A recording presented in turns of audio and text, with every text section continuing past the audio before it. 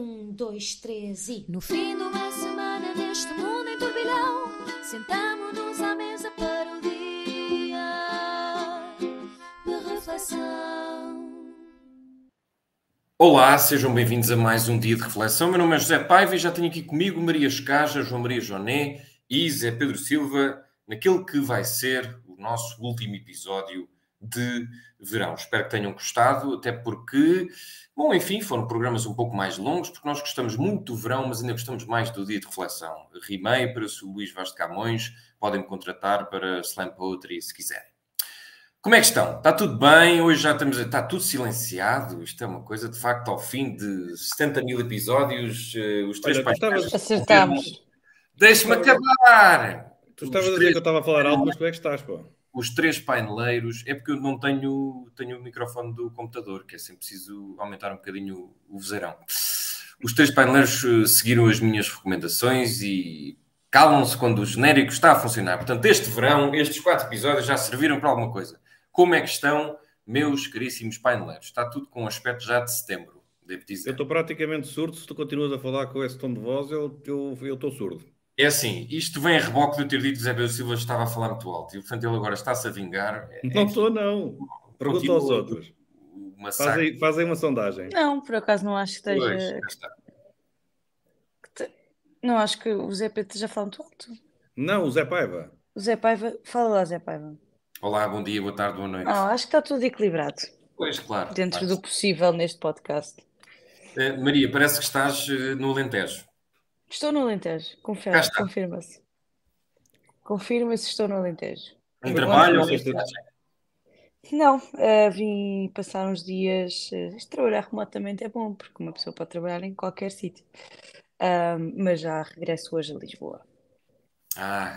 Estás triste ou não? Estou cansada, mas nada a fazer em relação a isso. Pois, é verdade. Agora vais ter que nos aturar durante mais minutos, mas depois prometemos que podes descansar durante uma semana. Ou não. Também pode tomar um suplemento vitamínico. Sim, um Olha, por acaso, Fortimel. E Fortimel. Mas depois não posso beber medronho. Não é medronho, é moscatel. E o Joné, hoje não está com cara de praia. Não estou na praia, mas daqui a bocadinho vou para a praia. Mas, sim. Ainda não estou lá. Ainda não está, mas as pessoas se preparem porque o Joné vai chegar à praia. E o Zé Pedro Silva também já... Eu acho que ainda está de férias, não é? Estou, mas nas minhas férias, que nunca são 100%, mas sim, folgado. Estou folgado, a expressão é folgado. Muito bem. Então vamos belas vidas. É isso. Quem tem uma bela vida também, a partir de agora, porque parece que se reformou aos 44 anos, é a ex-diretora financeira da Microsoft, Rita Pissarra, que deu uma entrevista ao Jornal Expresso e, para surpresa de algumas pessoas, vi eu nas redes sociais, porque lá está, reformou-se. Escaja, este reformar aos 44 anos é algo que gostavas também de fazer, não sendo diretora financeira. Bem, quem sabe, também podes vir ser diretora financeira de uma banda qualquer. Não é uma coisa que esteja ao alcance. Não é uma coisa que esteja ao alcance da maioria da população. Temos aqui um cão que também quer participar. Não quer que reformes para já. Não, ele próprio quer participar neste podcast. Não é uma coisa que esteja ao alcance da maioria da população e incomoda muito. Não estás em condições. Não sei porque é que estás a fingir que estás em condições. Eu já volto, Escaja. Parece aquelas pessoas em diretos da televisão quando começam 47 pessoas. Quando aparecem os bebés e tudo. Boias para cima das pessoas e cascóis do Sporting e não sei o quê. Olha, agora calou-se. Não calou nada. Não se calou, eu cortei o microfone. Pronto. Está bem, Maria. Então eu já te passo a bola a ti. Joné, achas que é um objetivo fazível na tua vida, reformar-te aos 44 anos? Porque é que isto indigna algumas pessoas, alguém se reformar tão jovem, não é? Porque a idade da reforma são para aí mais 20 anos, acho eu, não é? 64 ou 65. Eu acho que o objetivo de qualquer pessoa é viver de ganhos de capitais a partir dos 40 anos. Nada contra. Agora, normalmente as pessoas não acumulam capital suficiente para conseguirem fazê-lo, sendo que também há muita gente hoje em dia que acumula mais do que capital suficiente aos 30 anos para nunca mais mexer uma palha, e devido à gritante desigualdade que temos atualmente, e continua a trabalhar e a trabalhar e a trabalhar e a trabalhar e trabalha até aos 100 anos. Acho que o Warren Buffett ainda trabalha, por exemplo. Mas não é o comum, não é o normal. E o que eu achei esquisito na maneira como a coisa foi publicitada foi tipo: olha aqui este ganda truque, é só preciso seres diretor financeiro da Microsoft e consegues-te reformar aos 44. Pá, eu já tinha ideia que isso era capaz de ser verdade. Não foi uma grande novidade para mim, mas ainda bem para a senhora, se é isso que a faz feliz. Não sei o que achar do ponto de vista macroeconómico, não é? Porque há pessoas que diriam era preciso que a pessoa, se tem um trabalho de alta produtividade, continuasse em alta produtividade até a idade da reforma. Há outras que diriam que era bom a revitalização da força de trabalho com a saída de pessoas do mercado e a entrada de novas. Não faço ideia porque não sou macroeconomista, mas não me parece isto uma conversa muito útil. Sei lá, a senhora que seja feliz, e Deus queira que nos calhe a todos acumular propriedades e ações de maneira que aos 44 anos também não tenhamos que trabalhar. Há gente que tem mais tempo para fazer isso do que outra aqui neste painel, mas ainda podemos todos, se a coisa correr bem. Zé Pedro Silva, achas de facto que podemos todos almejar aos 44 anos? Neste caso, tu és capaz de ser o que está mais próximo. Isto não é uma crítica, é uma constatação. De almejar esse... Aliás, pergunto já se estás perto de almejar essa reforma. Portanto, a seguir a Rita Pissarra, Zé Pedro Silva, CFO e CEO de Imprensa Falsa. Não sei se vais anunciar agora também se vais seguir os passos da senhora. É que é justamente essa a questão. Para já, o que eu acho engraçado é a senhora utilizar aquilo que me parece a mim uma figura de estilo e ser uma ampla discussão pública, como é sempre nesta nossa sociedade, sempre com uma panela de pressão, sempre pronta a arrebentar, qualquer coisa que se diga é logo um problema, porque só pode ser uma figura de estilo. Ou seja, o que a senhora faz no fundo é deixar de ter... Estou eu aqui quase a especular, porque ela também não disse tudo da sua vida, não nos passou a sua agenda nos próximos tempos, mas o que ela fez foi largar uma profissão em que tem uma dependência de um patrão e passa, uma vez que fez poupanças, passa a gerir aquilo que poupou, com óbvia necessidade de reproduzir esse pecúlio, porque não dá para tudo e a reforma não é da Segurança Social, portanto não lhe pinga todos os meses, portanto tem um trabalho. Esse trabalho pode ser diferente de ter que responder a acionistas, ter que responder a um conselho de administração, ter que responder a um patrão, no fundo. E, portanto, essa é a diferença. Eu acho engraçado começar-se logo com discussões de privilégios, de igualdades, tudo isso, quando isto é uma coisa simples. É alguém que deixa um trabalho considerado normal e passa a agir aquilo que poupou, e fez muito bem. Gabo por isso. Isto é alguma curiosidade, porque eu brinco, há muitos anos, desde que deixei de trabalhar por conta de outrem, brinco a dizer que me reformei. Reformei-me porque faço neste momento o que eu quero. Aliás, no final da gravação deste podcast, está a ser gravado ao meio-dia, vou almoçar à Taberna do Calhau e se calhar sai às 3h30 ou às 4h. E já não vais fazer mais nada o resto da tarde. Essa é que é a questão. Faço muito mais, porque eu brinco a dizer que me reformei, mas foi uma má escolha, porque quando uma pessoa tem aquele trabalho das 9 às 6, chegas às 6 horas, tiras a ficha e vais à tua vida. Tens mais limitações, mas tens menos responsabilidade. Quando passas a ter responsabilidade, não há fins de semana, não há feriados, não há o tirar a ficha às 6 da tarde, trabalhas até às 2, 3 da manhã, e depois sim, podes fazer o que quiseres do teu tempo. Mas há prós e há contras. Mas são apenas coisas diferentes. Mas para dizer, eu há muito tempo que digo que me reformei. Porquê? Deixei de ter que responder a um patrão. É uma escolha, com riscos, e com certeza muito longe do conforto financeiro da senhora Pissarra. É Pissarra, não é?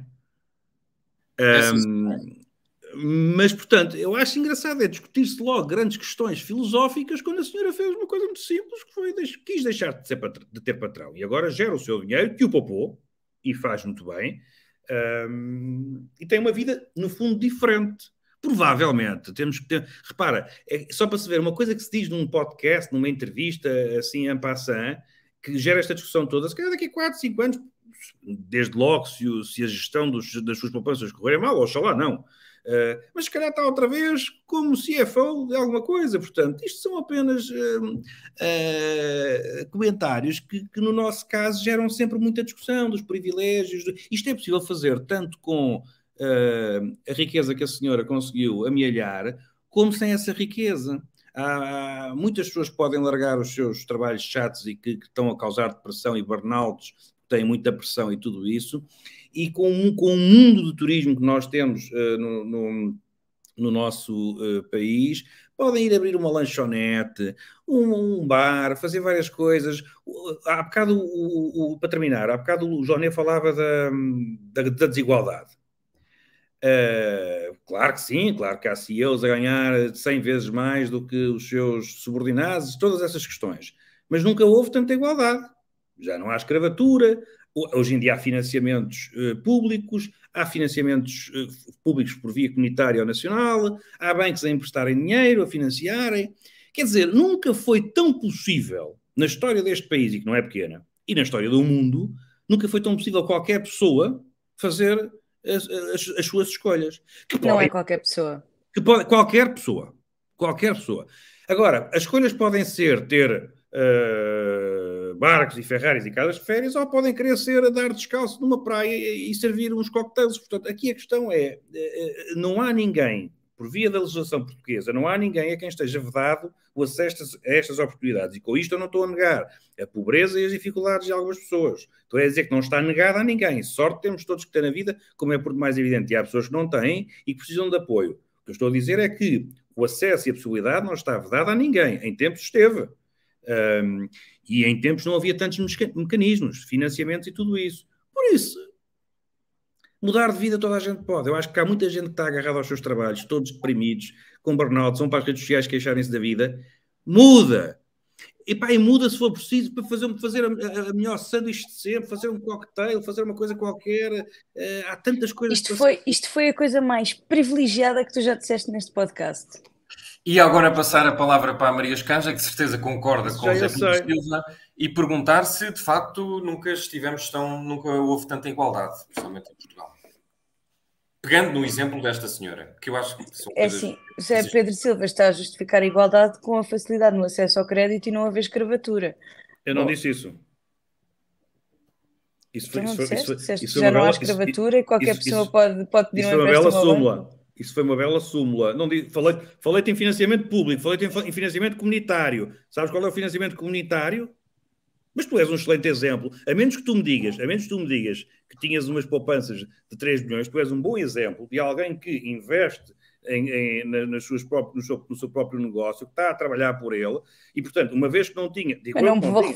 Não vou reformar e vender rendimentos às 44. Estamos a falar de oportunidades e de igualdade, estamos a falar disso. Tu não precisaste, como noutros tempos precisarias, de poupanças, essas sim, para formares o teu próprio negócio. Aquela ideia das startups, que hoje em dia também qualquer pessoa consegue fazer, e bem, isto não existia. É neste aspecto que eu me estou a referir a que hoje em dia as oportunidades e a igualdade é muito maior do que alguma vez foi.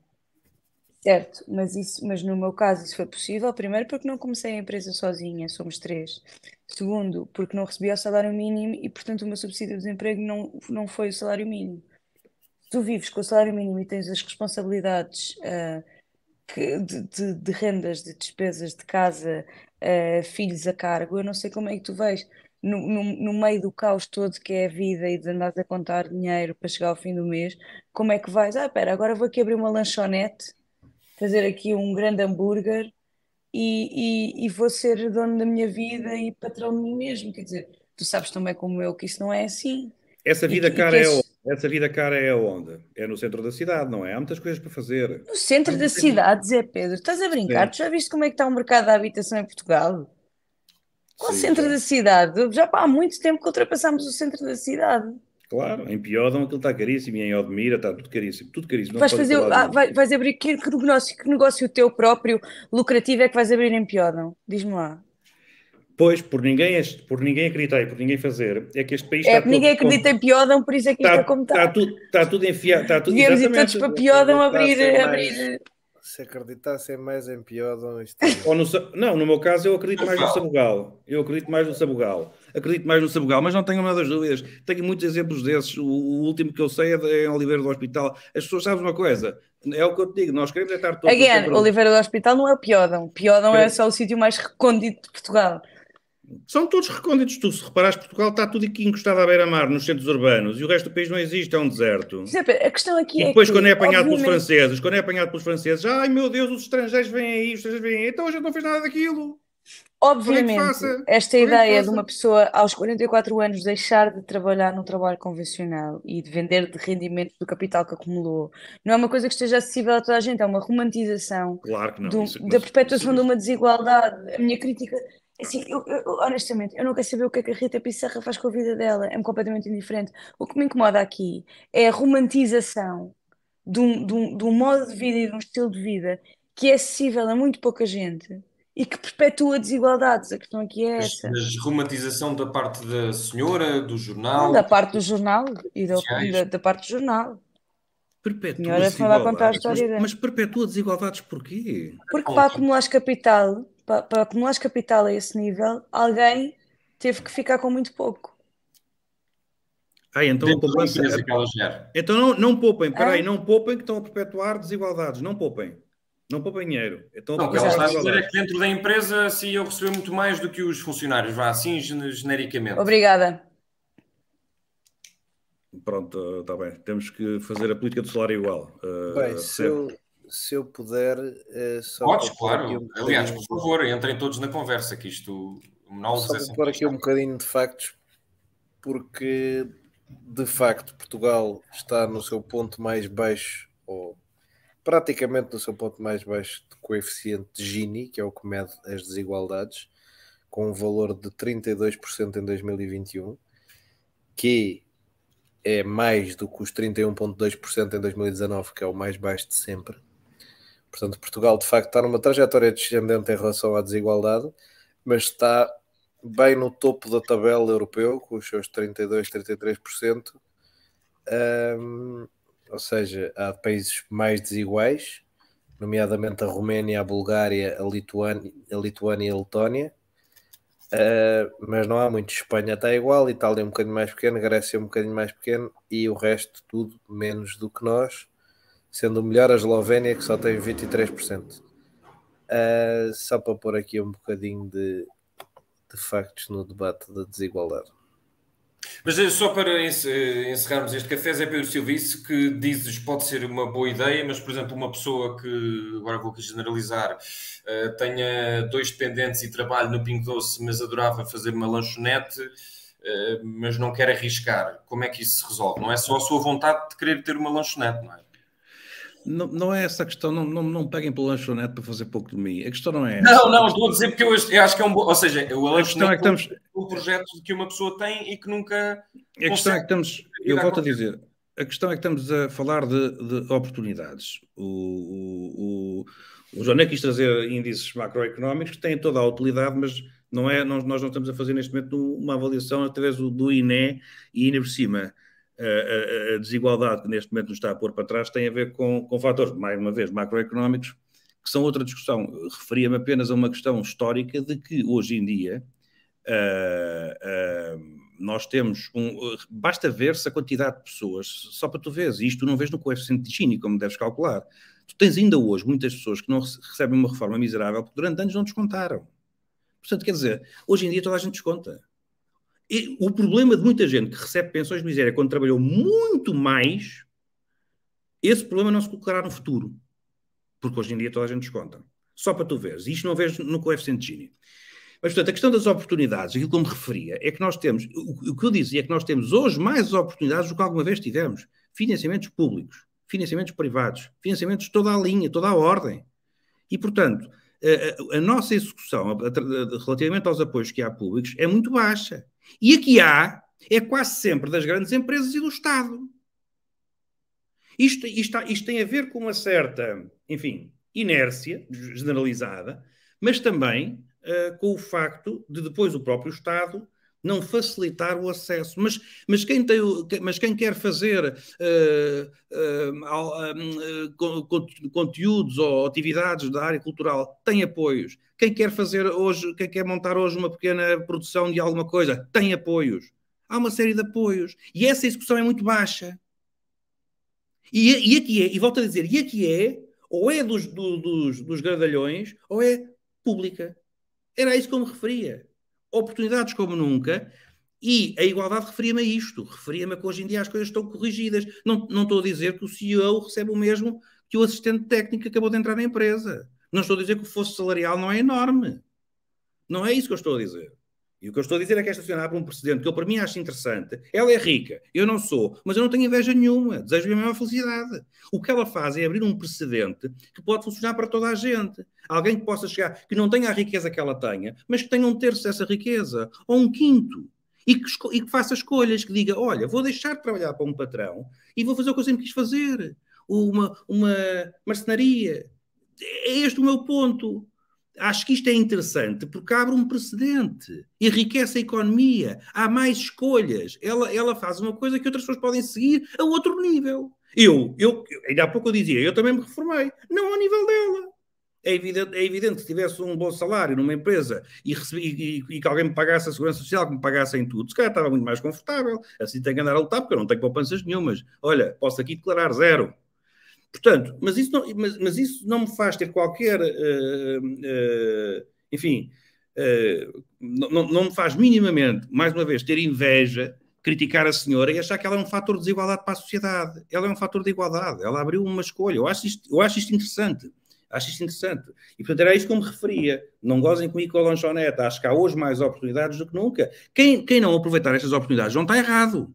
Porque nós achamos sempre que é do género de quem vai fazer o seu negócio, é o mérito, que grande pessoa, os outros são umas bestas. Não é isso que eu digo. Cada um deve fazer aquilo que gosta e ter cada vez mais a possibilidade de fazer aquilo que gosta. E a única coisa que eu dizia é que hoje em dia isso é mais possível alguém fazer aquilo que gosta do que alguma vez foi.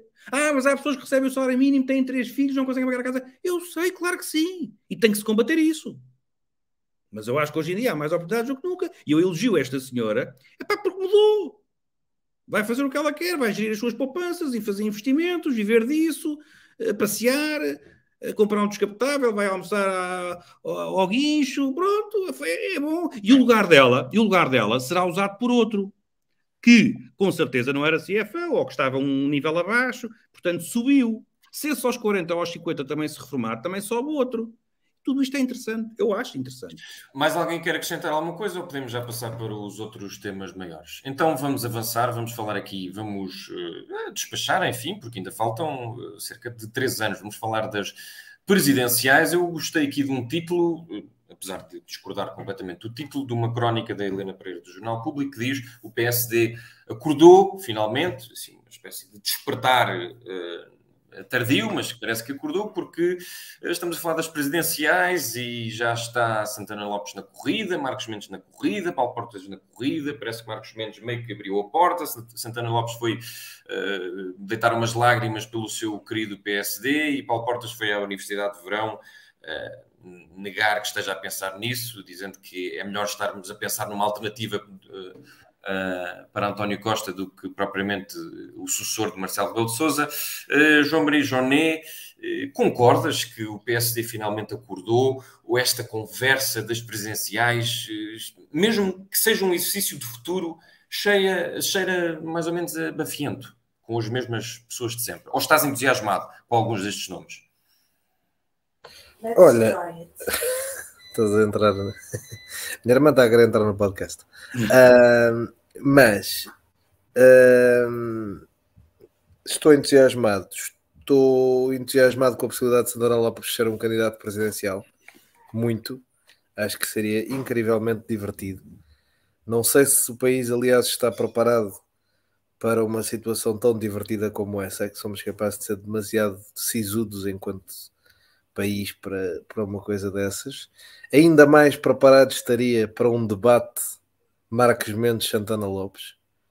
Acho que seria hilariante a maneira como um poderia desfazer o outro, porque a dinâmica da candidatura de Marcos Mendes faz-me lembrar aquela história das roupas do imperador, que vem um senhor, um grande costureiro, vender umas roupas ao imperador e diz que são umas roupas espetaculares, mas que só as pessoas mesmo inteligentes é que conseguem ver.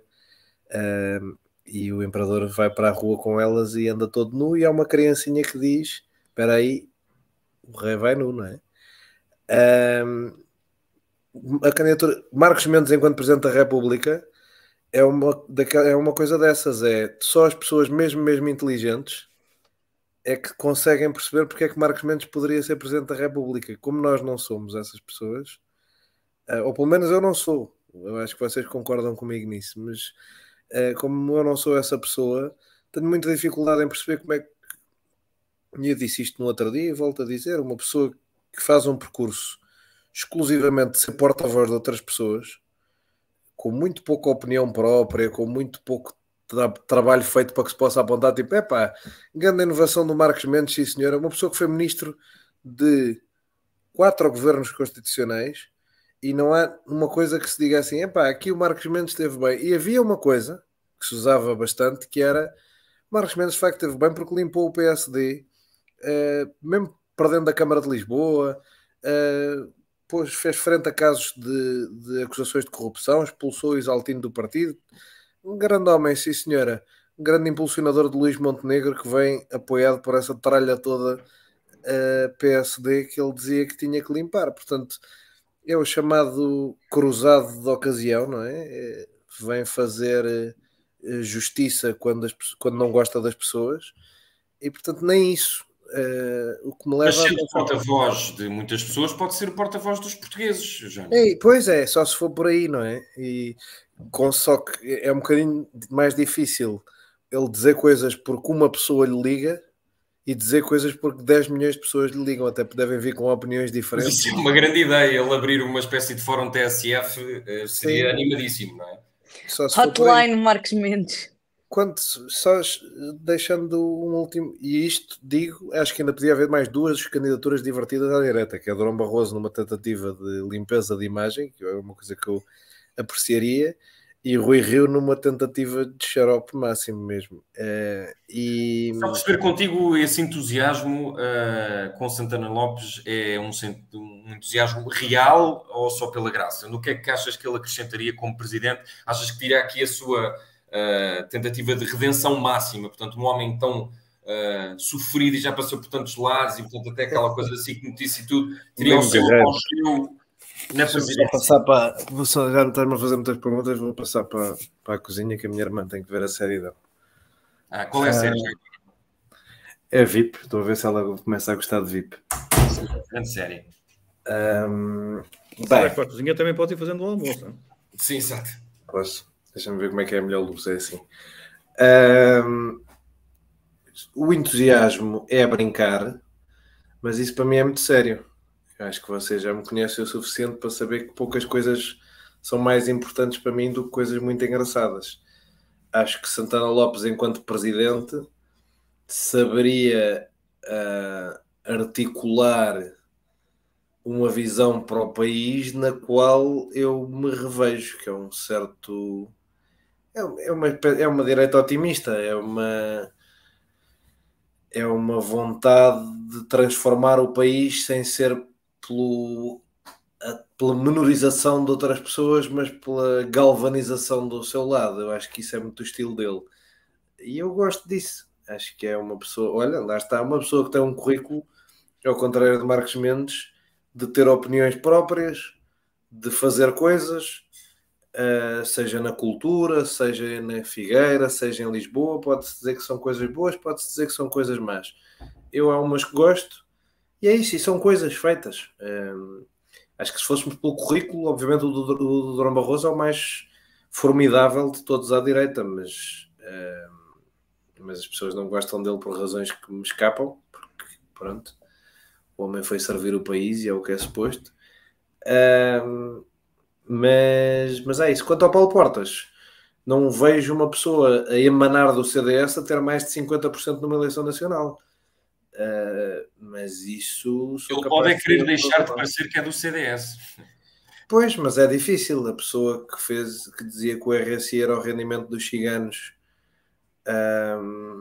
e que tinha posições bastante controversas em relação a temas como o aborto, a imigração, o casamento gay, em princípio terá dificuldade em deixar de parecer que é do CDS de um dia para o outro. Não percebo que Mas ele também era contra o aborto, não é? a vozinha não o ajuda. A mim também não é? Esta voz de Beto, se uma pessoa ainda por cima for militante do CDS, ainda pior é. Já não sendo, já é o que é. Marcelo também era contra o aborto, é verdade. E também teve posições que podiam pô-lo um pouco à direita demais para ter 50%. Isso é completamente verdade. Por outro lado, é uma pessoa mesmo afável e simpática e consegue quebrar o gelo com a malta de uma maneira que põe... Ou seja, não parece que ele tenha essas posições por ser mauzinho. Ele nunca diria que o RSI era o rendimento dos ciganos, que isso já é mauzinho. E o Paulo Portas não tem esse toque, diria eu. Mas pronto, discuss. Muito bem. Zé Pedro Silva, este debate pré-presidenciais é capaz de galvanizar o PSD ou achas que isto é só mesmo pela graça e nenhum dos candidatos tem reais hipóteses de outros possíveis, como Augusto Santos Silva, por exemplo? Ou até o próprio André Ventura outra vez? Eu não estou a ver mais nenhum candidato, mas se alguém quiser lançar nomes, a sério ou a brincar, está à vontade. Tens o Costa, então? E António Costa, sim. E Passos Coelho também, Duvido muito que o Costa se meta já nisso. Eu sempre defendi a luta, de um ponto de vista até se calhar um pouco egoísta, porque era aquilo que eu gostava de ver, sempre defendi a luta, Pedro Passos Coelho, António Costa. Agora, eu acho, sobre esta discussão, o que mais me apetece sublinhar é a inutilidade dela. Eu fico um bocado escandalizado que isto seja a ser tema só porque um comentador que quer ser presidente ou que quer ser candidato disse no seu comentário de domingo aquelas coisas que se diz sempre, que é não descarto. E a imprensa portuguesa, quando houve um não descarto, começa naquele momento a erguer os palanques, o púlpito, o microfone, chama, já é candidato, já é tudo. Já para não falar que as eleições... Eu gostava de fazer aqui uma pergunta a este painel e perguntar se alguém descarta a possibilidade de se candidatar à presidência da República ou se temos aqui 4 possíveis candidatos. Não descarto. Não sei se posso. Que idade é que tens? Não podes. 29. Não podes. Nem eu nem tu podemos, mas eu também descartaria pelo facto de ser monárquico. Mas eu também ainda não vou poder. Ok, Zé Pedro Silva, Mas eu hei de ir lá. Eu descarto ad eternum por ser monárquico. Podem me perseguir com isto um dia. Eu não descarto, mas também preferia que se reunissem as cortes e que eu fosse também preferia ser o regente do que propriamente ser o presidente. Mas não descarto, é isso mesmo. E tu repara, a partir de agora podia-se já começar a dizer que mais um maluco não descarta. E esse é que é justamente o ponto. E agora tu candidatavas-te mesmo. Olha, era interessante. Levávamos isto mesmo ao extremo e candidatávamos-te à presidência da República. Não sei porque é que estás a dizer isso nesse tom tão de escárnio. Até estou a ficar um pouco ofendido quando tu sabes que seria uma lição. Eu votava. Pronto, eu próprio teria que pensar um pouco, mas acho que no final das contas também. Mas para mim acho isto mesmo, acho que é interessante analisar só o ponto em que está a nossa opinião pública e o nosso debate, quando o senhor diz lá no domingo que, olha, isto nunca se pode dizer, que nunca digas nunca, e isto é, nunca digas nunca, cuidado, ele é candidato. E quando uma pessoa, agora vou ser um pouco populista, mas o populismo tem sempre, quer dizer, isto anda a fumar fogo. Eu acho que interessa aos portugueses, neste preciso momento, os candidatos presidenciais, sejam eles de que lado forem, cerca de menos 50 ou menos 100, nem é zero. Ninguém quer saber. E isto de ser tema é uma coisa, reparem, eu ontem estava a ver as notícias e havia a questão de Marcos Mendes e depois havia outra notícia sobre o Porto, que vai ter nos carros da polícia um sistema que vai ler matrículas e que vai, os carros mal estacionados vai emitir imediatamente as multas. Bom, estamos a falar de uma coisa que não tem interesse. Não é? Estamos a falar de uma coisa que é completamente local, que não interessa nem ao menino justo. E mais, o concurso público ainda nem arrancou. Isto é uma coisa para o ano que vem, que já sabemos que em Portugal, quando se diz que é para o ano que vem, é para daqui a 2 ou 3. E era a discussão. E o jornalista foi para a rua perguntar às pessoas o que é que acham. Ora, ou seja, isto é um país que não tem debate, nem tem opinião pública. E por isso, eu sinceramente, é a opinião que eu tenho. Eu, Marcos Mendes, Paulo Portas, quer dizer... E por isso este é o último episódio do Dia de Reflexão. Até à próxima. Não, repara, eu acho que o Marcelo Rebelo de Sousa abriu um precedente para mim terrível. E era um precedente que estava aberto também nos Estados Unidos, que é o presidente vedeta, o presidente da televisão, e isso tudo agora pode acontecer, até Cristina Ferreiras, acho completamente possível. O voto universal tem destas coisas. Estávamos a esquecer dela aqui para a nossa sopa de candidatos. Mas tudo isso pode acontecer perfeitamente porque está um precedente aberto. Eu não comparo com certeza Marcelo Rebelo de Sousa. Não acredito que isso aconteça. A Cristina Ferreira, mas estou a dizer que há aqui um princípio que é o da votação por via da notoriedade, do mediatismo e tudo isso.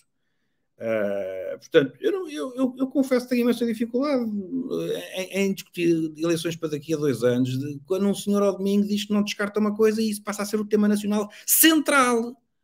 Quando nós estamos em silly season também. Mas qual silly season? Nós, em Portugal estamos em silly season 365 dias por ano, 366 quando são anos bissextos.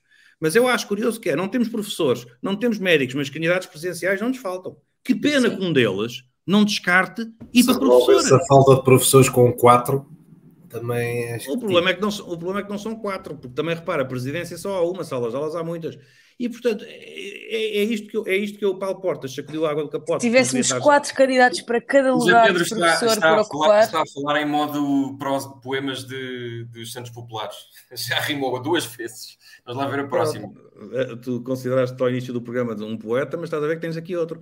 Exatamente. Mas a questão é um bocado essa. Paulo Portas agora vem sacudir a água do capote, porque lhe interessa que o assunto não seja discutido já, porque parece que corre atrás, vem com aquela coisa que eu até percebo, porque, aliás, eu acabei de exprimir exatamente a mesma opinião, ou seja, não é tempo de estar a falar sobre isto, temos é que correr com Costa. Eu não acho que a ideia de correr com Costa, que faz lembrar muito Paulo Portas no Partido Popular, não era no CDS, aquela sua política de Partido Popular, muito de soundbite.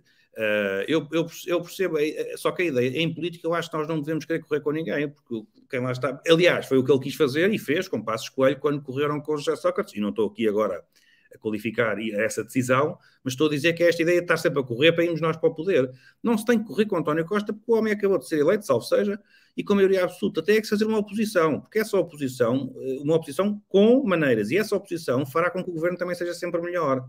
É tão importante termos bons governos como termos boas oposições. E o que acontece é que a oposição, neste momento, em vez de estar a combater António Costa, não para correr com ele, mas para mostrar como pode fazer melhor, está a pensar em Marcos Mendes, em Paulo Portas. E isto é que está profundamente errado. Profundamente errado.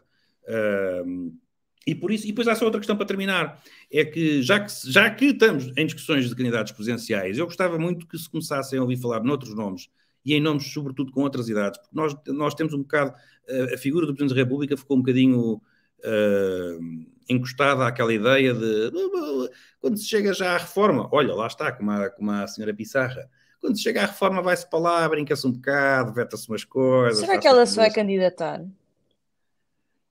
Pode ser, pelo menos tem dinheiro para a campanha, pelos vistos. Mas, portanto, aqui neste painel já reúne talvez pelo menos um voto.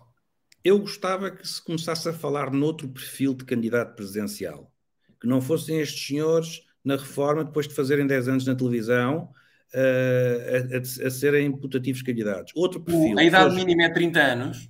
35, acho. 35. Já houve algum candidato na 35-40? Dos malucos sim. Quer dizer, 35-40 não sei, mas daqueles malucos que têm 1%, há candidatos com outras idades. Mas eu acho que se deve pensar noutro perfil. Fora de graças, eu acho que o Ramalhianes tem 88 anos agora. Foi com 50, 40, 50, 45? Não.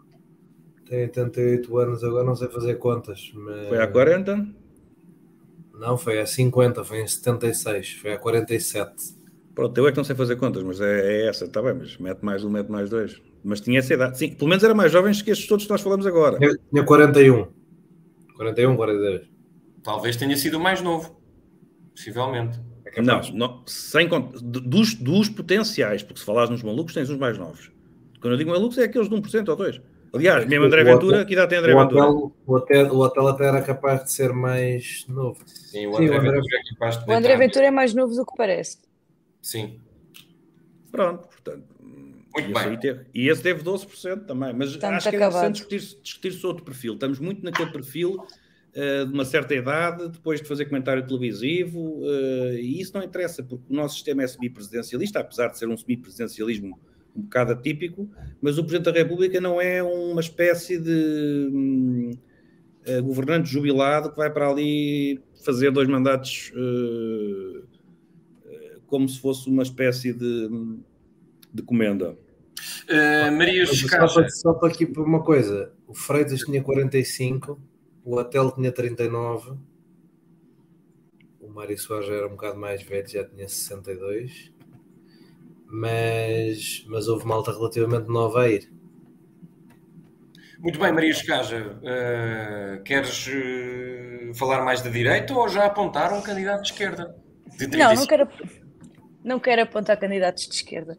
Quero falar sobre... Primeiro, o Marcos Mendes está há muito tempo a tentar imitar um bocadinho os passos do Marcelo, não é? E com a esperança de chegar à presidência da República, mas eu acho que já demos para o peditório do comentador presidente. Acho que isso talvez não se repita assim tão brevemente, porque por muito que as pessoas gostem do Marcelo, também há muita gente que já está um bocado cansada do presidente comentador e que tem medo que outro comentador repita o nível de disparate a que Marcelo se presta muitas vezes. Dito isto, se eu tivesse que escolher um candidato para a direita, eu acho que também votava no Santana Lopes. Pelo menos alguma diversão estava assegurada na campanha eleitoral. E eu, tal como João Maria Joné, gosto de diversão e da parte cómica da política. Acho que também faz falta. Eu vou gostar de Santana Lopes porque eu acho que ele ou a mãe dele moravam nos Olivais. Mas era só essa a razão. E ela achava sempre... E portanto, olha, a vozes desses países provavelmente vão ter Santana vai ganhar o seu voto. É um homem. A única coisa que eu gosto do Santana Lopes é o facto de ele ser um party animal, ou ter sido. E eu consigo conectar-me com essa faceta de Pedro Santana Lopes. Dito isto, não acho que ele é gente como a gente, pá. Dito isto, não acho que ele fosse um grande presidente ou sequer um grande candidato, mas acho que proporcionaria momentos cómicos e divertidos. E acho que não é... Ou seja, o facto de estar a falar nisto agora não é por acaso. Acho que Marcos Mendes quer que se fale nisto agora, até para ser o primeiro a chegar-se à frente. Não terá sido inocente a resposta dele e pronto. E é isso que eu acho. Não acho que Marcos Mendes seja um grande candidato. Não acho sequer que Marcos Mendes tenha grandes hipóteses numa corrida. Olha, se estivesse a dizer isso na SIC, já tinham isolado a frase a dizer não acho que seja grande candidato e já estavam a gozar contigo no site. Exato. Vamos evitar... O que é isso? Aconteceu-te? Vamos evitar gozar com a altura. Eu disse que achava que não estava à altura dos requisitos, mas disse completamente sem querer. Foi uma maneira de dizer uma coisa, só que eles isolaram e puseram no site, tipo, e nas redes sociais. Tipo, e foste gozado na caixa de comentários? Eu não fui gozado, o Marcos Mendes é que foi, só que foi como se eu estivesse a gozar com a altura dele. Não tinha, desculpa, não tinha, como não tenho esse preconceito, não tinha feito essa ligação. Será ser Marcos Mendes o candidato presidencial mais baixo? Vejam no próximo episódio de reflexão, porque trazemos esses números garantidamente. Bom, sim, será a próxima pesquisa. Olhem, temos ainda mais 2 temas. Eu diria que podemos despachar um se vocês forem respeitadores do tempo. Vamos falar aqui rapidamente de Espanha, porque entretanto o Sr. Feijó e o Sr. Sánchez reuniram-se. Vamos a Espanha, então não íamos aos Estados Unidos. Vamos muito rapidamente e é rápido. Não está dia para ir à Espanha, está vento. Pois é, agora estava na agenda, ainda temos 15 minutos e depois temos os Estados Unidos também, vamos talhar... E tu em 15 minutos queres fazer Espanha e Estados Unidos, sim, vamos senhor. fazer, eu acredito em vocês. Ambicioso. Joné, muito rapidamente, porque isto ainda não se sabe nada propriamente, mas achas saiu um sinal positivo desta reunião? Feijó pediu um apoio para um governo de 2 anos, não sei se isto vai acontecer, provavelmente não. Ou achas que daqui a bocadinho Espanha está em eleições outra vez? Isto porque nós ouvimos pouco sobre este tema no episódio anterior e queria só saber o que é que achavam sobre isto. Só aqui a pôr a fryer a andar mais um bocadinho. O que é que eu acho sobre isto? Que com a atual composição do Parlamento das Cortes Gerais Espanholas, e particularmente da sua Câmara Baixa, não é? Que são as Cortes Gerais, porque isso é um bocado estúpido. Mas isto porque o PP tem maioria no Senado, mas Cortes Gerais ou de Baixa, Senado acima. Com a composição atual é impossível haver um primeiro-ministro do PP, porque o PP alinha numa agenda anti-autonomista, ou pelo menos agressiva contra as autonomias, que é anátema para todos os pequenos partidos regionais que formam, com a esquerda, uma maioria. E é nisto que se está a dividir a política espanhola neste momento, no medo que os partidos regionais têm do centralismo do PP e eventualmente ainda mais do medo que têm do Vox. Feijó tinha o plano bem construído, que era e até correu mais ou menos como ele prometeu que ia correr, que é o Vox ofereceu-lhe apoio sem pedir nada em troca, sem pedir para fazer parte do governo, sem pedir concessões de programa, ofereceu-lhe só apoio. E de facto ele quase que chegou lá, mas o quase é onde está o diabo, porque não chegava ao quase, tinha que ter tido a maioria, não tendo tido, não tem hipótese de ser primeiro-ministro. O Pedro Sánchez sabe isso e vai trabalhar com isso. E pior, o Pedro Sánchez agora tem uma arma boa, que é que o Feijó se descoseu em relação a ir negociar com o Vox, ou seja, apesar do Vox ter dado o apoio de graça, como eles dizem, o Feijó disse primeiro, logo no dia a seguir, eu vou falar com o Vox, já falei aqui disto. Desde então têm saído sondagens em que o PP tem caído e o PSOE tem subido. O Pedro Sánchez parece estar a ficar a cara da governabilidade mais e mais. Já tinha tido um resultado bom, pode ter um ainda melhor, portanto ele não tem razão nenhuma para querer adiar umas eleições. Ou ele se torna primeiro-ministro já, ou vai a votos e torna-se a seguir. Portanto, ele neste momento tem as cartas todas na mão e interessa-lhe muito pouco o que o Feijó tenha para lhe oferecer. Zé Pedro Silva, estás aqui como o Joné, achas que Sánchez está só à espera de ser primeiro-ministro outra vez? Não sei, temos que ver o que é que ele foi falar com os seus comparsas, temos que ver o que é que... Eu acho que foi muito interessante, acho que é muito interessante. Aquilo que eu tive a ver há pouco foi que no acordo que é proposto, no documento que é transmitido por Feijó a Sánchez, vem a fotografia dos pactos de La Moncloa de 77. Eu acho que isso é uma jogada de mestre, mesmo para quem acredita, ou sobretudo para quem acredita que aquele documento não tem pernas para andar, que é a tal situação em que estamos ainda longe de poder perceber qual é que é esse resultado. Enfim, porque nem que se tem que se cumprir sempre as formalidades de se ouvir o próprio partido, não é? Mas acho que esta escolha da imagem é muito interessante, não é? Neste caso, o que ele quer frisar é a luta contra os separatistas e o poder que estão a ter, ou que podem vir a ter, ao decidirem quem é que governa, como aliás o Jânio agora referia-se em relação à competição parlamentar e às dificuldades que aí tem o PP, mas é daquelas coisas. Acho que nisto a política é mesmo assim, tem esta parte simbólica, e a escolha da imagem é sintomática, porque a única possibilidade de facto Feijó governar é sendo feito um acordo com o PSOE. Acho que fora isso, aí subscrevo que não há qualquer hipótese. Portanto, acho interessante, e acho que nestas coisas define-se imenso, e por isso eu digo que a escolha da imagem e o simbolismo que ela tem torna uma reunião que poderia ser apenas um ato pro forma, em que já toda a gente sabe o resultado ou imagina, em mais um sinal de aviso, que depois será usado mais tarde. Mas enfim, vamos ver.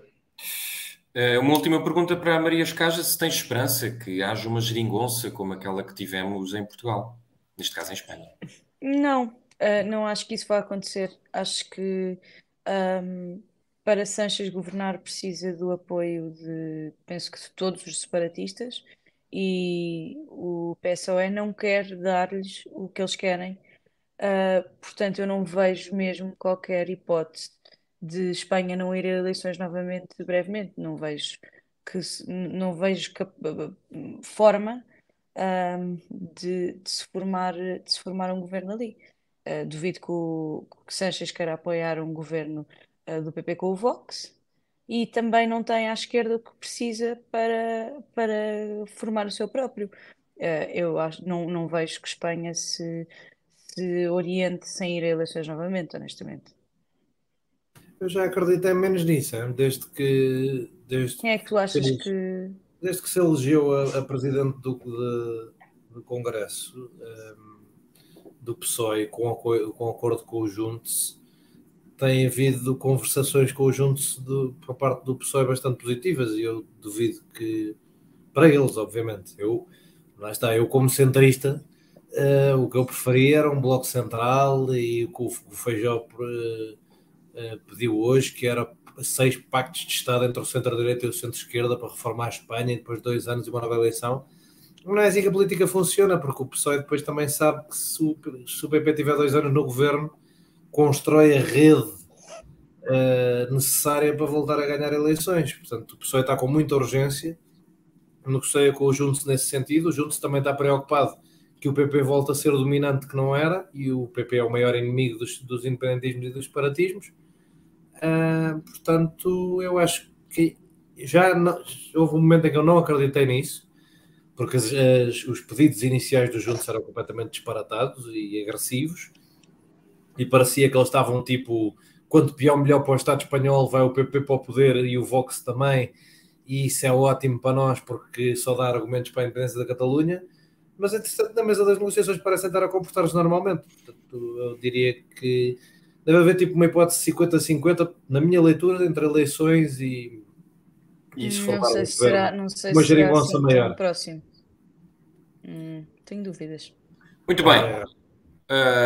Finalizamos aqui com uma queixote de Donald Trump. Não é? Tivemos um primeiro debate pré-presidenciais da parte dos os pré-candidatos republicanos. Donald Trump teve que se apresentar na esquadra, e onde se deu aquela bonita foto dele, não é? Na prisão. Na prisão, exatamente. Exato. E já tem pelo menos 3 julgamentos marcados. Joné, eu segui a tua recomendação e fui ver a entrevista que ele deu ao Tucker Carlson, e, enfim, é bastante assustador. Eu não vou estar aqui, podes falar tu um bocadinho mais disso, mas ele, uma das coisas que falou, evocou um potencial violência política nesta conversa, além de entrar ali em teorias da conspiração, de várias coisas. Continua a ser mesmo o candidato mais forte. Para as pessoas que não acompanham as eleições, o que eu te quero perguntar é se, de facto, toda esta bizarria dele ser detido e preso e maqueixote, Donald Trump ainda é o candidato mais forte do lado republicano. Bem, ou não? Como sempre, para quem segue eleições americanas em Portugal, nós temos um problema. Parece que os nossos comentadores têm má internet, ou não percebo muito bem qual é que será o problema deles, mas ficam sempre, ou seja, começa a eleição, olham para aquilo, tiram uma ideia e nunca mais olham para aquilo, ficam só tipo, pois isto está sempre a acontecer. As novas são Donald Trump não é afetado pelos casos judiciais. É objetivamente mentira. Donald Trump, no primeiro caso judicial, recolheu imensos fundos com base nisso. Isso tem vindo progressivamente a cair mais e mais e mais e mais, à medida que as pessoas se fartam daquilo e que a base dele vai reduzindo. Em termos de sondagens, é mentira também. Nos últimos 2 casos, caiu nas sondagens, particularmente neste último. E isto é um problema para Donald Trump, porque Donald Trump, parte da razão pela qual ele faz estas campanhas é para ter liquidez. Donald Trump é uma pessoa falida, que vive de gestão de dívida. Como, aliás, o demonstrou na prisão, porque teve que pedir àqueles senhores que emprestam dinheiro para as fianças para lhe pagar 90% da fiança, que ele depois vai pagar com juros. Ou seja, era uma fiança de 200 mil, ele pagou 20 mil e o resto pagaram lá os senhores das fianças. é perigoso para Donald Trump arriscar muito nesta liderança que leva nas sondagens, que é grande, é ainda o favorito dentro do Partido Republicano, apesar de ser o cenário mais provável que uma pessoa nestas condições é levar um ganda cabaz na eleição geral, mesmo que se alguém tenha a preocupação que Biden seja velho. Donald Trump nisso até é perito, que é Donald Trump tem 40 mil escândalos horríveis, o adversário tem uma fraqueza, mas como os 40 mil se aglomeram todos no mesmo, parece que é tudo a mesma coisa. Há uma fraqueza de um lado e uma do outro, que é este gajo é o maior bandido da história do universo, parece pesar o mesmo de este gajo é velho. Para mim não pesa, não é?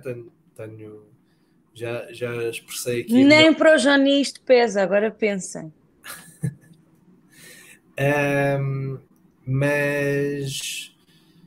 Mas pronto, a questão aqui é Donald Trump pode ter também perdido por não ter ido ao debate, mas caiu para um mínimo desde abril nas sondagens do Partido Republicano. Vamos ver como é que se desenvolve a partir daqui. Este caso da Geórgia é o maior slam dunk, como dizem os advogados lá, porque já falámos disto, o crime está gravado e toda a gente pode consultá-lo.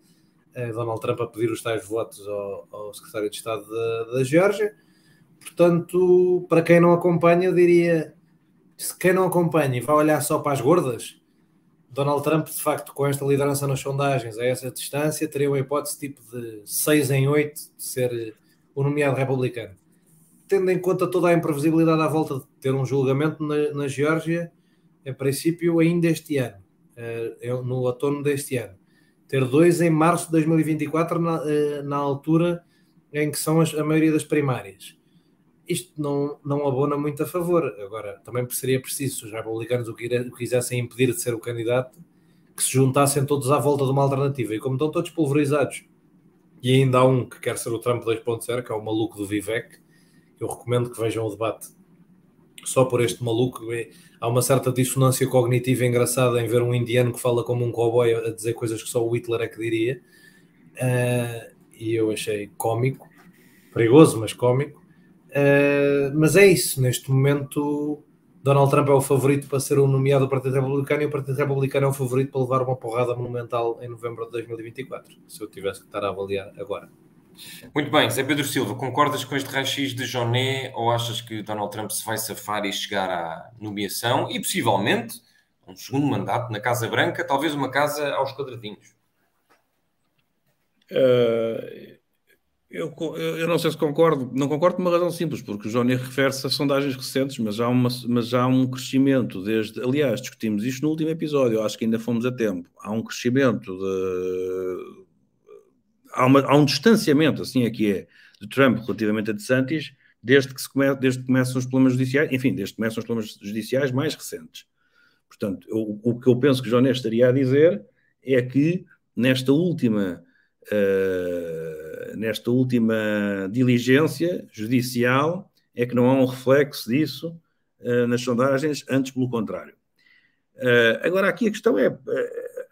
para mim a cena, Donald Trump consegue aproveitar como ninguém todas estas situações que em teoria, e sublinho teoria, seriam prejudiciais para qualquer candidato em qualquer democracia. Só para dizer que isso tem a ver com a implosão da campanha do DeSantis e não tanto com, ou seja, o DeSantis é que é um péssimo candidato, não é propriamente porque o Donald Trump mas podem sempre cair os dois. O que eu digo é que tu tiveste um distanciamento e Trump cresce no meio dos processos todos que teve. Agora, a partir desta última diligência, que é mais grave, ainda se tem que ver um bocadinho qual é que é o resultado disto. Mas o meu ponto é este. Como digo, acho que Donald Trump consegue, de facto, mesmo a questão de que nos Estados Unidos havia brincadeiras, memes ou essa merda, a pedir o mugshot de Donald Trump na expectativa de que fosse o pior que lhe ia acontecer na vida. E como é por demais evidente, bem ou mal, Donald Trump aproveita e faz do mugshot, consegue pôr aquela fotografia, aquela imagem, aquela cara. Passado nem 2 horas já estava no seu site a vender t-shirts e canecas com a mugshot. Portanto, pega naquilo que seria, como digo, em teoria, a tragédia de qualquer candidato e faz disso E há outras coisas, a questão da sua caravana a atravessar as ruas até ao avião novamente, terem o povo por todo lado, e em que depois havia aquelas comparações entre quando passa a caravana de Joe Biden e quando passa a caravana de Trump, sendo que Trump está acabado de sair da prisão, porque nós não nos podemos esquecer que ele paga uma fiança e tira a mugshot, mas foi detido. Portanto, isto é um caso de alguém que não está detido, pagou fiança, que é um direito que tem, mas foi detido, e por isso entra num estabelecimento prisional. E à saída desse estabelecimento prisional, tem o povo, vai tendo o povo nas ruas, e enquanto Joe Biden atravessa os Estados Unidos e não tem o povo na rua. Portanto, ele consegue isso tudo, ele aproveita isso tudo de forma maléfica, quase de forma maquiavélica, mas consegue. Joe Biden, de facto, não tem o entusiasmo dos malucos, mas o entusiasmo dos malucos não ganha eleições. Bom, não ganha eleições, esse é que é o problema. Tu dizes que não ganha eleições, mas acho que estás a ser um bocadinho tomado pela tua... E quase, se calhar, até numa crença de que tudo o que possas dizer de Donald Trump o vai prejudicar. Eu temo, sinceramente... Eu acho que ninguém nos Estados Unidos ouve este podcast, não é tanto por aí. É mais não porque, evidentemente, estas coisas os estão a prejudicar. Mas eu dizia isto de forma quase espiritual, não necessariamente dos republicanos estarem a ouvir o nosso podcast, coisa que eu, aliás, também acredito que sim. Quando acabam de ouvir Joe Rogan, vêm ouvir o Dia de Reflexão. Mas é isso que eu acho. Sou pessimista, ou seja, onde é que eu quero chegar? Sou pessimista. Daquilo que eu vi e só vi resumos do debate, de facto, parece-me um teatrinho no manicômio. Parece um teatro no manicômio, quer dizer, o que aquela gente diz e o que aquela gente defende é o que me parece. Donald Trump, no meio destes malucos todos, parece ser um maluco especialmente eficaz. E, portanto, eu estou bastante pessimista, é o que eu tenho a dizer. E acho que ele aproveita estas coisas todas e, portanto, não estaria tão seguro de que Donald Trump está em fase descendente e vai ser o descalabro. Maria, estás pessimista como Zé Pedro Silva ou minimamente otimista, não sei se poderia dizer assim, como Joné em relação ao desfecho de todos estes casos judiciais e à pré-nomeação, não é, de Donald Trump? Eu aprendi em 2016 a não ter grandes esperanças em relação às eleições nos Estados Unidos no que toca a Donald Trump. Quero acreditar piamente que Trump não será reeleito e quero acreditar que todas estas acusações e o facto de ele ter sido preso, tudo isto tenha repercussões numa possível recandidatura. Contudo, como digo, já percebi que não basta acreditar nem ter esperança que os americanos tenham juízo e elejam uma pessoa de jeito. Além disso, o debate dos republicanos, que eu não vi, mas estive a ler algumas coisas sobre o assunto, e que ele parece o armário dos horrores. Uma pessoa abre um armário e só saem coisas horríveis, não há ali um candidato. Acho isto muito injusto para o Chris Christie e para a Nikki Haley, que se votaram lindamente. Chris Christie é um grunho. Chris Christie é um grunho. Chris Christie é um... Estás a dizer isso porque ele é gordo. Não, estou a dizer isso porque ele foi governador de New Jersey numa altura em que aquilo foi muito mau. Aquilo foi muito mau? Chris Christie em New Jersey.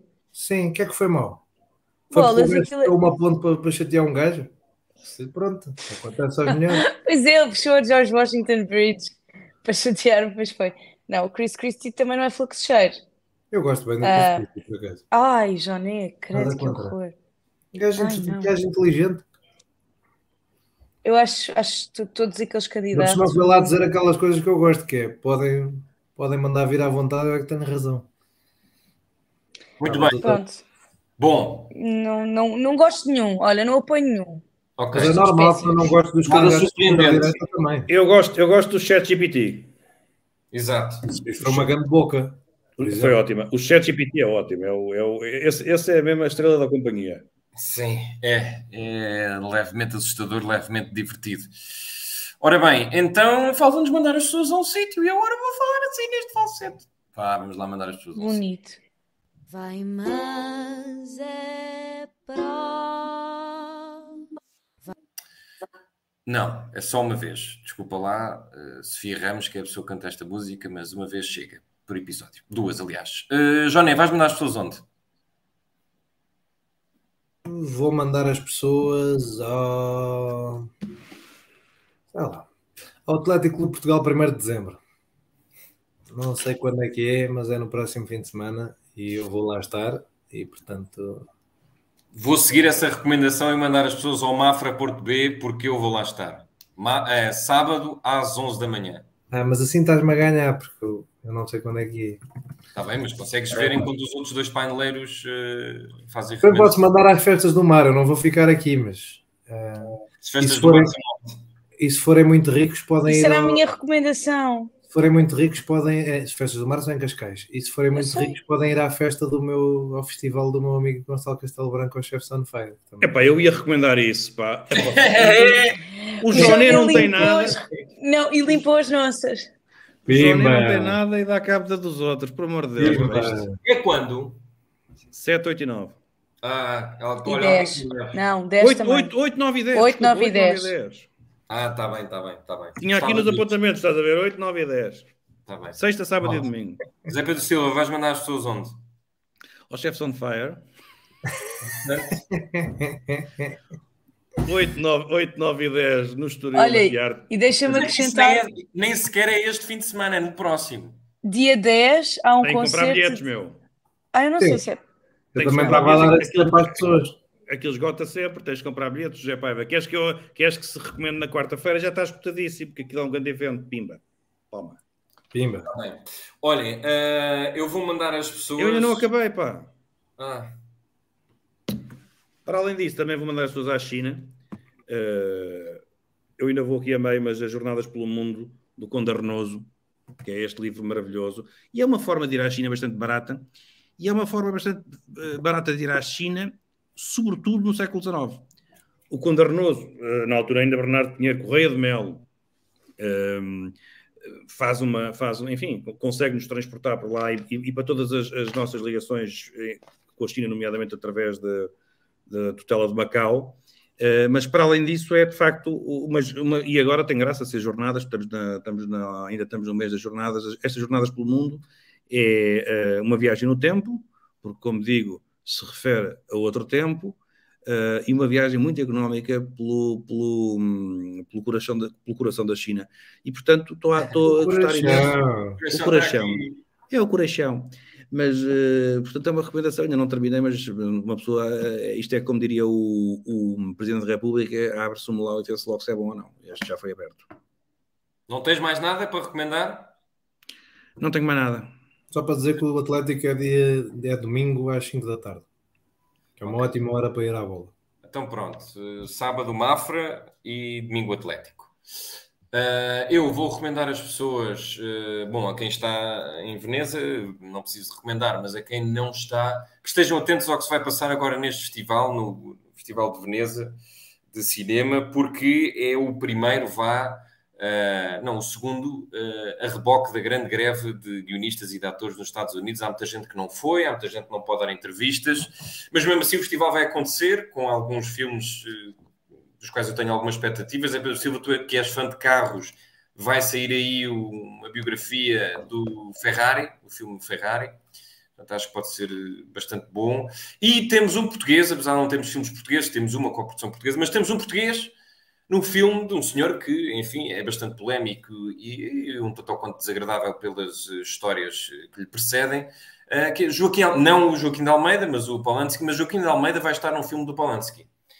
E isso é sempre interessante. De vez em quando eu penso que Joaquim de Almeida já parou de trabalhar e ele aparece assim, nestes festivais de renome, não é só na Fast and Furious e nas comédias portuguesas. E, portanto, olha, um abraço ao Joaquim de Almeida, que continua aí a dar cartas pelo nosso cinema.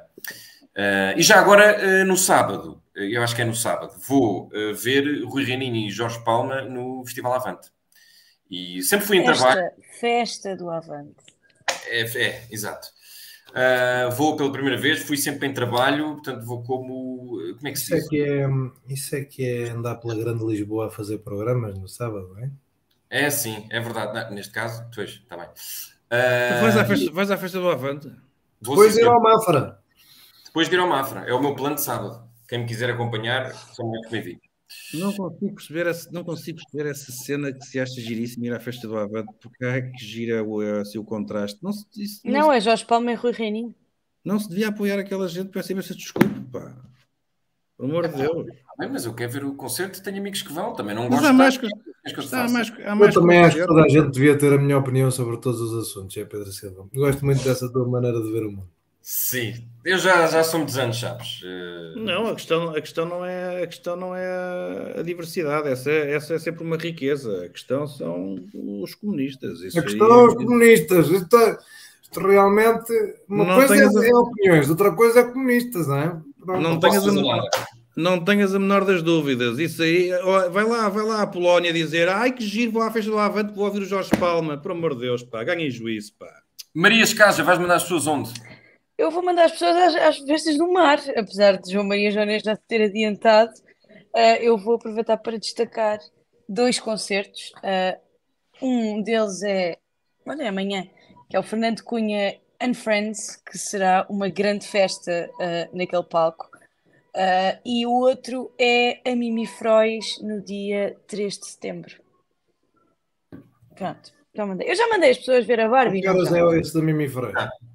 É às... E já chega também da Barbie. Acabamos de ouvir algo que eu já não ouvi há bastante tempo, sim. que já me pirei dessa terra, mas acabamos de ouvir a sirene dos bombeiros em Cascais à 1 da tarde, não foi? Não foi em Cascais, foi aqui, foi em Alvito. Em Cascais é ao meio-dia. Em Cascais toca ao meio-dia. Cascais é ao meio-dia. É ao meio-dia, pois. Então foi Cascais é ao meio-dia, sim. Então foi em Évora, pronto. Ou Eras também é ao meio-dia. A que horas é a Mimi Frois, que há Sporting contra o Braga, mas eu também queria ir. Não, eu vou-te dizer, eu tenho que ir ver, não me aparece aqui no programa que eu tenho aberto. Espera, há de ser às 18, mais ou menos. Olha, a mais mesma coisa, hora menos do coisa. jogo. Que pena. Há coisas mais importantes. Fica para a próxima. Está feito mais um dia de reflexão. Nós agora vamos à nossa vida e as pessoas, se quiserem ouvir, ouvem-nos. Se não quiserem, olha, não nos digam mais nada. Nós ficamos tristes. Mas mais uma vez, José Paiva, se chegaram aqui é porque já ouviram. Podem ter posto em mute o episódio inteiro e Só chegaram mesmo para esta parte. As nossas recomendações, que é sempre a parte mais interessante, tenho a certeza. Devíamos separar como os gajos do Governo Sombra. Não, e mesmo aquelas coisas do YouTube, enfim. Adeus, olha, boa semana, está bem? Cuidem-se, cuidado com o peixe. Vá, beijinhos. E com a broa? 1, 2, 3 e... No fim de uma semana neste mundo em turbilhão, sentamo-nos à mesa para o dia de reflexão.